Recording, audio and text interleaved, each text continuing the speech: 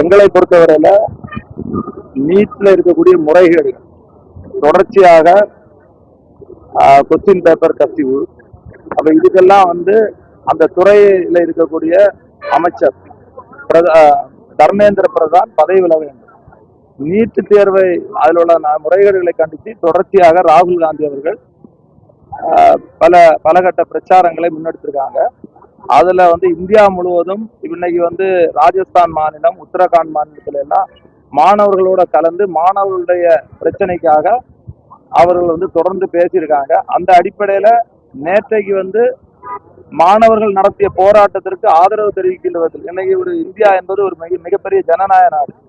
அந்த ஜனநாயக நாட்டுல ஜனநாயக முறையில பாராளுமன்ற எதிர்கட்சி தலைவர் அவர்கள் அந்த போராட்டத்துக்கு ஆதரவு தெரிவித்து மாணவர்களை சந்திக்கும் போது அங்க தடியடி நடத்தி ரத்தம் வரக்கூடிய அளவுல மிகவும் அரக்கத்தனமாகவும் குரூரத்தனமாகவும் மத்தியில இருக்கக்கூடிய மோடி அரசாங்கனுடைய ஏவல் துறையாக செயல்பட்டு கொண்டிருக்கின்ற காவல்துறை, துணை ராணுவம் செயல்பட்டிருக்கு.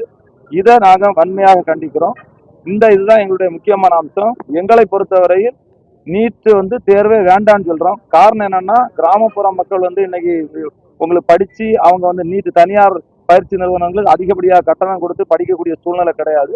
ஏற்கனவே இருக்கக்கூடிய கல்வி முறை போதும். 12ஆம் வகுப்புல இருக்கக்கூடிய மார்க் அடிப்படையில எங்களுக்கு மருத்துவ படிப்பு போதும் தான் எங்களுடைய நிலைப்பாடு.